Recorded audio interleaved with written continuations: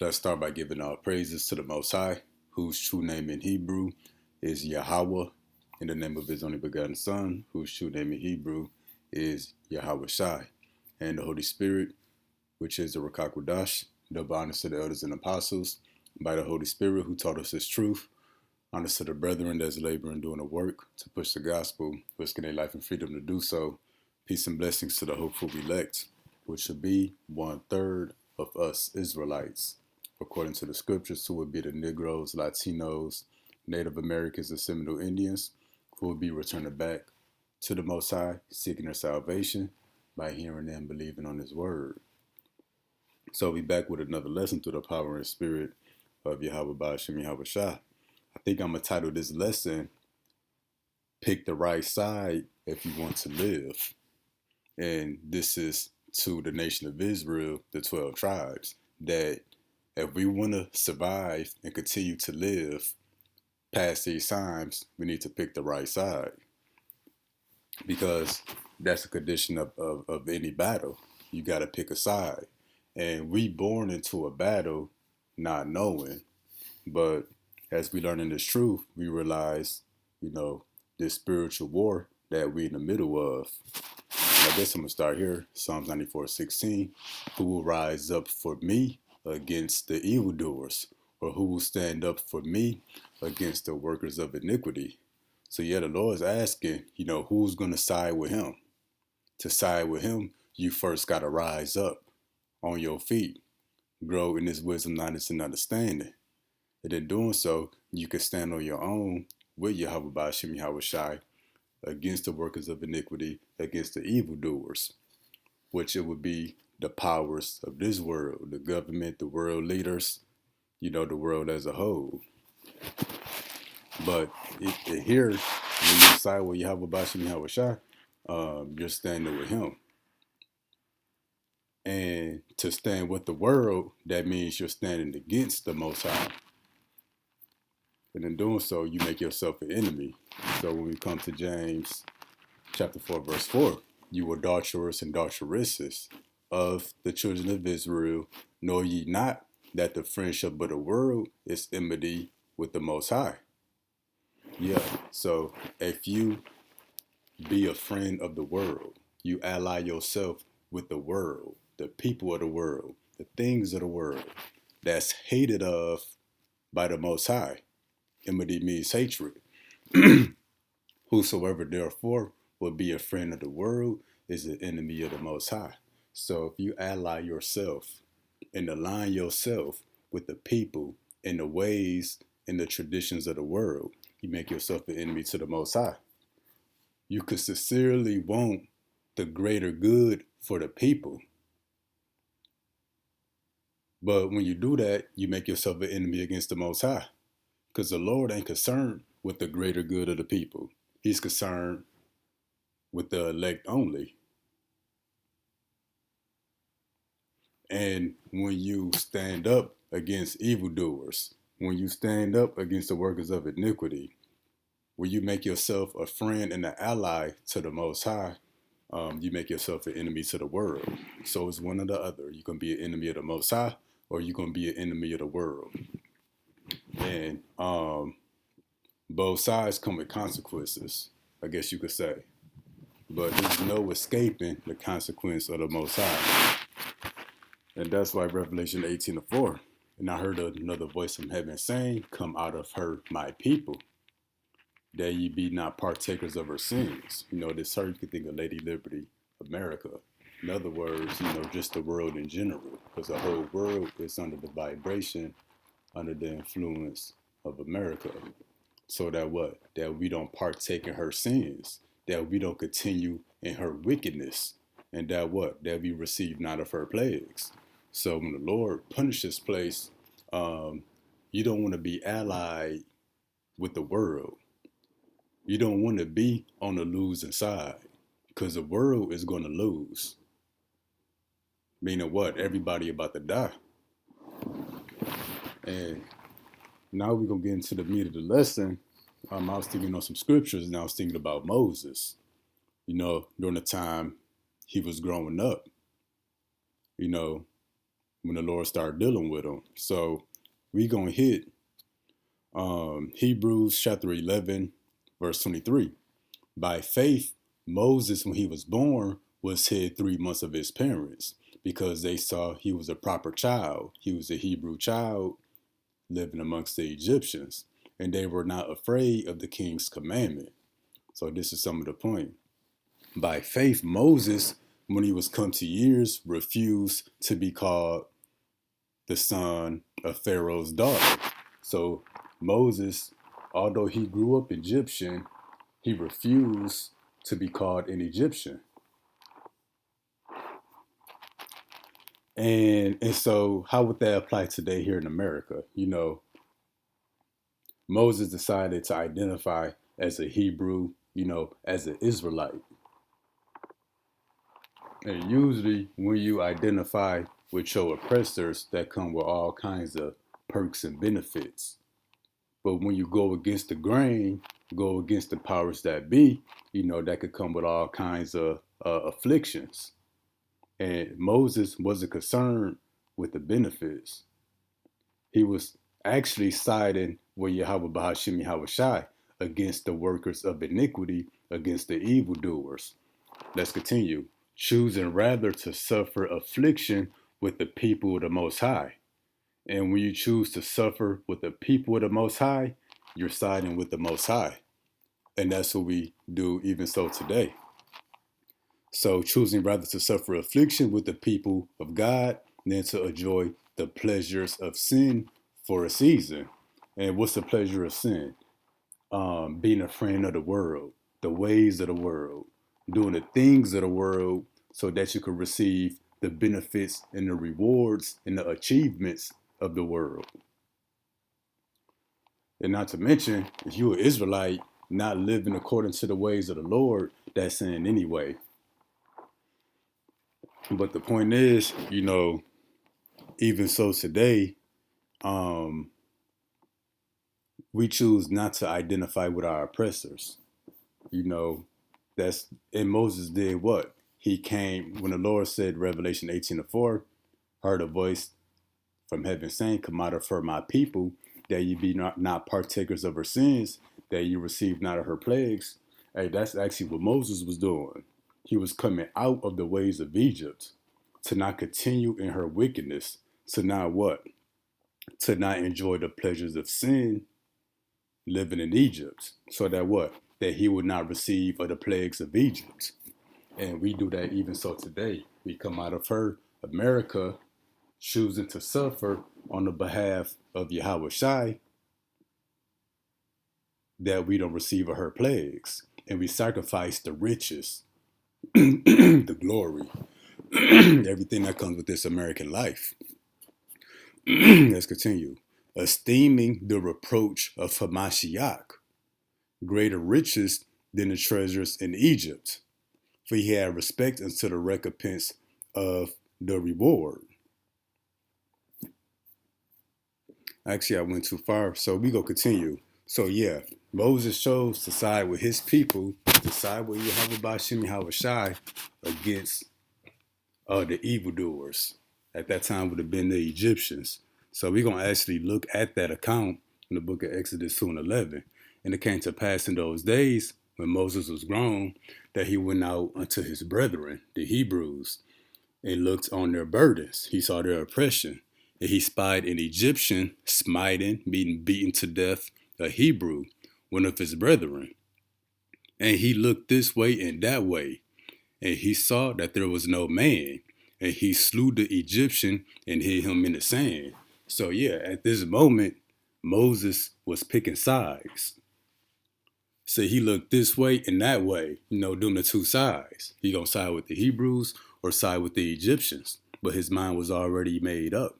That's why he went out there and slew the Egyptian. That's why he says he looked on their burdens. And that's even so with us today. We see the perks and the benefits by continuing in this society. But we discontinue in this society to partake in the sufferings of Yahweh Shai HaMashiach.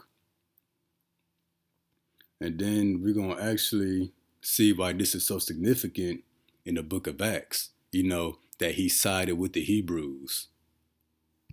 So, Acts 7 and 22. And Moses was learned in all the wisdom of the Egyptians and was mighty in words and in deeds. So, Moses wasn't just a loser that had nowhere to go. So he decided to go with his people. He was learned in all the wisdom of the Egyptians. So he had all kind of achievements, rewards, rank, status. He had all kind of doors open for him in Egypt, but he forsook all of that. Let's continue. And when he was full 40 years old, it came into his heart to visit his brethren, the children of Israel, and seeing one of them suffer wrong, he defended him. So what? The Lord said, who will stand up for me? Who will rise up against the evildoers for me? And that's what he was doing. He rose up against the powers that be, the Egyptians, on the behalf of his people, on the behalf of Yahweh Shai. Are we going to show that Moses rising up for his people in the Old Testament, he was siding himself with Yahweh Shai? We're going to show that. And seeing one of them suffer wrong, he defended him and avenged him that oppressed and smote the Egyptians. So yeah, Moses smote the Egyptians to save his brethren. And then when you continue to read, it tells you that the brethren that he saved, condemned them for it. Are you going to kill us like you killed the Egyptian? So, standing up for your people against the evildoers, you're going to get a condemnation from both sides, from the people you siding with and from the enemy. Because Moses also had to flee from the land of Egypt until that Pharaoh died. But yeah, Moses forsook that good life he had. That's no different here in America. We might have been raised up in school, college, the military, some kind of trade school. We got all kind of rank and benefit and status, all kind of open doors for us to live a good life in this society. But what? Just like Moses did, he came to visit his brethren. He's like, yo, I'm going to suffer with my people. And that's what we do too. A lot of us might have had rap careers or athletes, could have had good careers, good lives. But we forsake all of that. We're like, yo, I'm going to live the average life, below average, however the Lord set it up. But I'm going to suffer with my people and stand up for them. That's what we do in this ministry. And that's what Moses did. And again, Moses doing this, he was actually siding with Yahweh Bahashim Yahweh Shai. And this is before Yahweh Shai came in the flesh, aside from Adam, Melchizedek, Because people think that Yahweh Shai is just in the New Testament. But nah, because we're going to see, we just going to get to it in a minute. But Luke 9 and 24, for whosoever will save his life shall lose it. So yeah, Moses wasn't trying to save his life. He wasn't trying to maintain his achievements, his rewards, all the open doors that he had, the benefits, the perks of being a good Egyptian citizen. He wasn't trying to save all of that. He was willing to lose it. For so whoever will save his life shall lose it. And that's what's going on here in America. The 2/3 of our people, the reason they can't come back to the Lord, they got something in the world that they trying to hold on to. They got something in the world that they trying to maintain, whether it's money, status, rank, a certain position. But guess what? They're going to lose all of that, including their own life. But whosoever will lose his life for my sake, Moses lost his life. He neglected, he forsook everything that he had accomplished up until he hit 40 years old. He forsook all of that. And it says what? The same shall save it. So him losing his life, not trying to maintain everything he accomplished and achieved in the land of Egypt, he saved his life in the end.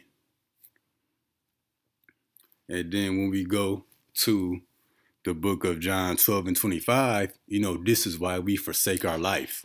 No matter how much good stuff we got going for us. Same with Moses. No matter how much good stuff he had going for him during his time, he forsook it. Why is that? John 12 and 25. He that loveth his life shall lose it. So the reason 2/3 of our people can't go back to the Lord is something in their life that they love. Then we also know that the scriptures say, if you love the world or the things of the world, the love of the Heavenly Father is not in you.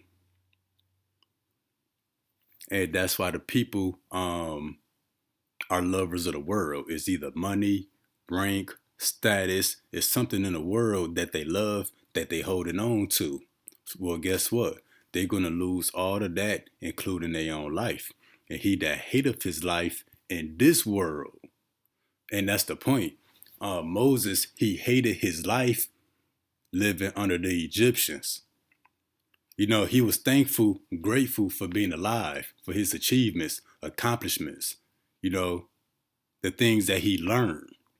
He was thankful for that, but he hated his life in the world at that time, living under the Egyptians. And same with the men of the Lord today. We love our life, our family, friends, not more than the Most High, but we were thankful for the things we got. But we still hate our life in this world, living under Esau, Edom, in America, and wherever else. So he that hateth his life in this world shall keep it unto life eternal. So because we hate our life in this world, we able to rise up against the evildoers. We able to stand up against the workers of iniquity. We able to come out of the ways of this world, to not continue in her wickedness, to receive of her plagues. And we able to follow Yahweh Bahashim Yahweh Shah. And hating our life in this world, we look for something better. That's why we able to come out of it. And that's what the book of Hebrews, the 11th chapter, talk about. So we're going to go back there. Esteeming the reproach of Hamashiach greater riches than the treasures in Egypt. For he had respect unto the recompense of the reward. So Moses was looking far beyond the Egyptian empire.